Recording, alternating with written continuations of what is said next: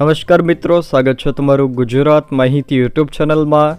આજના તાજા અને મહત્વના આપ સૌનો ઉપયોગી 20 મોટા સમાચાર વિશે આ વિડીયોમાં વાત કરીશું, તો છેલ્લે સુધી જોતા રહેજો। આજના સૌથી પહેલા સમાચાર વિશે વાત કરીએ તો સ્થાનિક સ્વરાજ્યની ચૂંટણી માટે મતદાન શરૂ થઈ ગયું છે। 27% ઓબીસી અનામત સાથે રાજ્યમાં પ્રથમ સ્થાનિક સ્વરાજ્યની ચૂંટણી યોજાઈ રહી છે। જોકે આજે 38.86 લાખથી પણ વધુ મતદારો 4374 ઉમેદવારોમાંથી 1677 પ્રતિનિધિઓને ચૂંટશે। સવારે 7 વાગ્યાથી લઈને સાંજના 6 કલાક એમ 11 કલાક સુધી મતદાન શરૂ રહેશે। જોકે મંગળવારે ચૂંટણી પરિણામ યોજાશે। મતદારોને આકર્ષવા માટે ઉમેદવારોએ દોડધામ કરી હતી।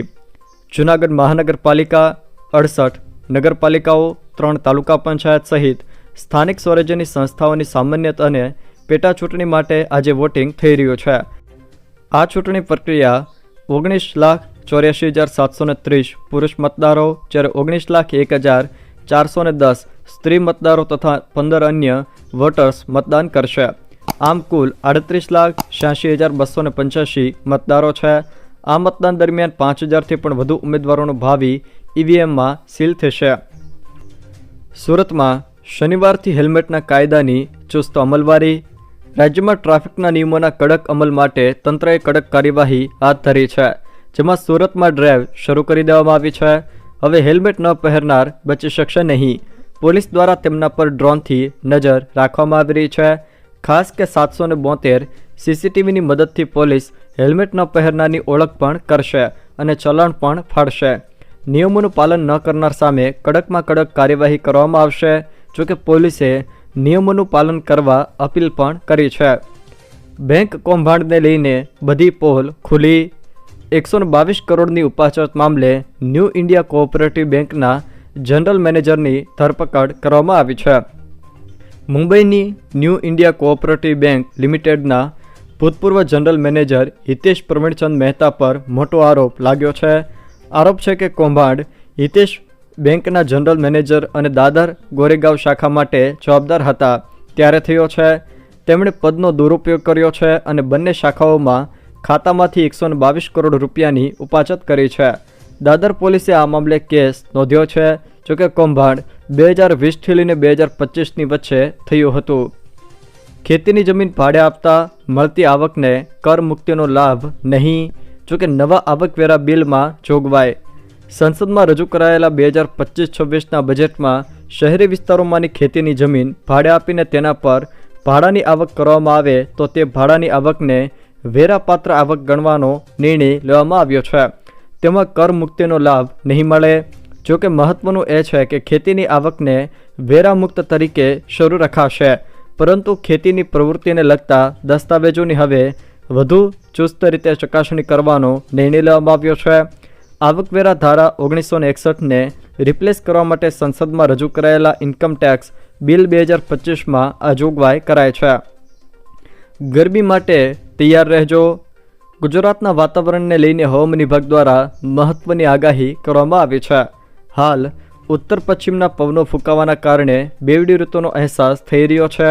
જોકે આવનારા 7 દિવસ દરમિયાન ગુજરાતનું હવામાન સૂકું રહેશે। 2 દિવસ બાદ લઘુત્તમ તાપમાન વધી શકે, જ્યારે તાપમાનમાં 2 થી 3 ડિગ્રી સુધીનો વધારો થવાની અને ગરમીમાં વધારો થવાની હવામાન વિભાગ દ્વારા આગાહી કરવામાં આવી છે। મગફળીને મામલે ગુજરાતમાં નવો રેકોર્ડ બન્યો। ગુજરાતમાં મગફળી સહિતના ખરીફ પાકોની ટેકાના ભાવે ખરીદી પૂરી થઈ ગઈ છે। કૃષિમંત્રીએ જણાવ્યું છે કે આ વર્ષે રાજ્યના ખેડૂતો પાસેથી મગફળીની અત્યાર સુધીમાં સૌથી વધુ 12.23 લાખ મેટ્રિક ટન ખરીદી થઈ છે। 3.69 લાખથી પણ વધુ ખેડૂતો પાસેથી 8,295 કરોડ રૂપિયાથી પણ વધુની મગફળી ખરીદાય છે। છેલ્લા 5 વર્ષમાં થયેલી મગફળીની કુલ 22.84 લાખ મેટ્રિક ટન ખરીદી સામે આ એક જ વર્ષમાં record break 12.23 lakh metric ton ખરીદી થઈ છે।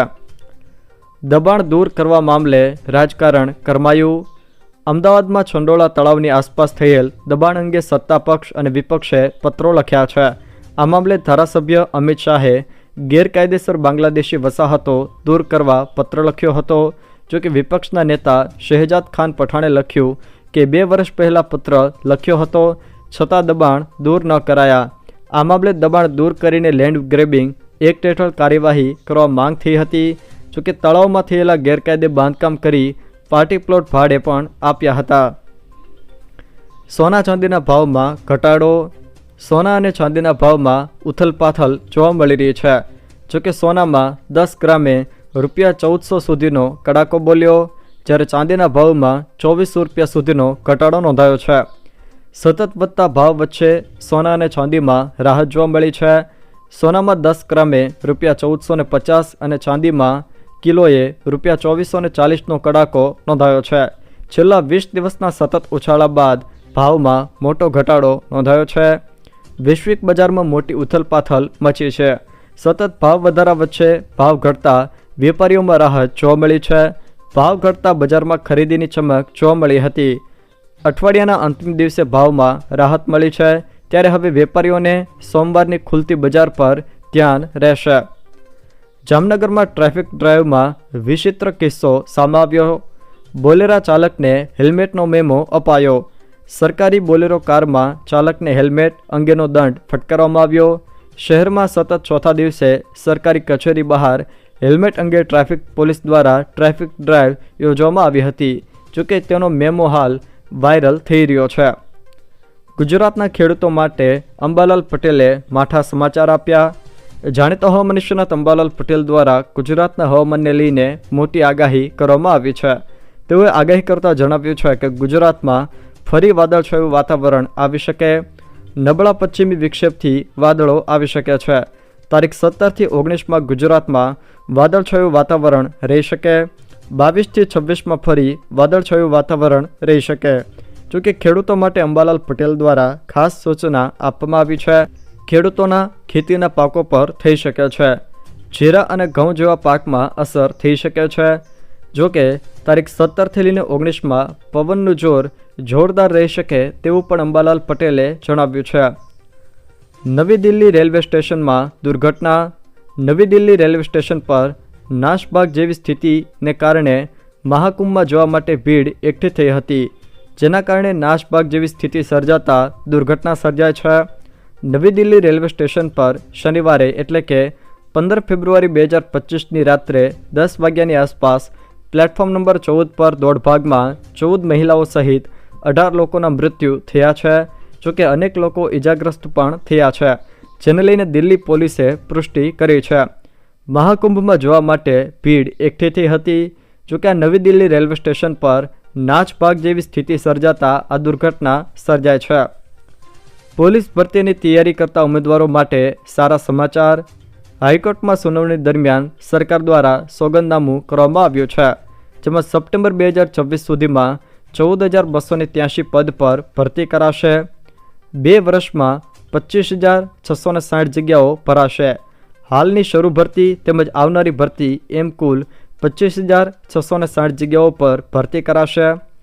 રાજ્ય સરકારે રાજ્યભરમાં વિવિધ કેડરમાં પોલીસ કર્મચારીઓની ભરતી માટે વિગતવાર કેલેન્ડર રજૂ કર્યું હતું અને ચીફ જસ્ટિસ સુનિતા અગ્રવાલ અને જસ્ટિસ પ્રણવ ત્રિવેદીની બેન્ચે ભરતી પ્રક્રિયા કેલેન્ડર મુજબ હાથ ધરવા નિર્દેશ કરીને કેસની વધુ સુનાવણી 11 એપ્રિલના રોજ મુલતવી રાખી હતી.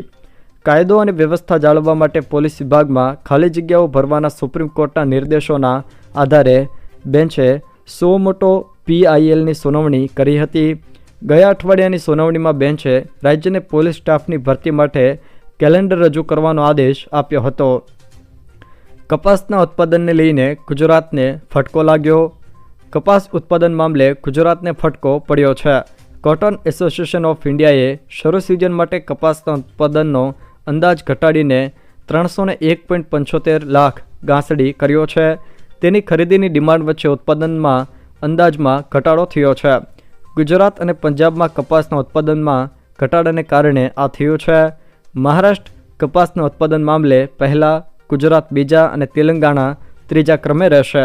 જોકે કપાસની એક ગાંસડીનું વજન 170 કિલો સુધી ગણાય છે. અમૃતસરમાં 116 ભારતીય પરત ફર્યા. અમેરિકાથી 116 ગેરકાયદેસર ઇમિગ્રન્ટ્સને લઈને લશ્કરી વિમાન C-17A ગ્લોબમાસ્ટર 3 શનિવારે રાત્રે 11:30 વાગ્યે અમૃતસર આંતરરાષ્ટ્રીય એરપોર્ટ પર ઉતર્યું હતું.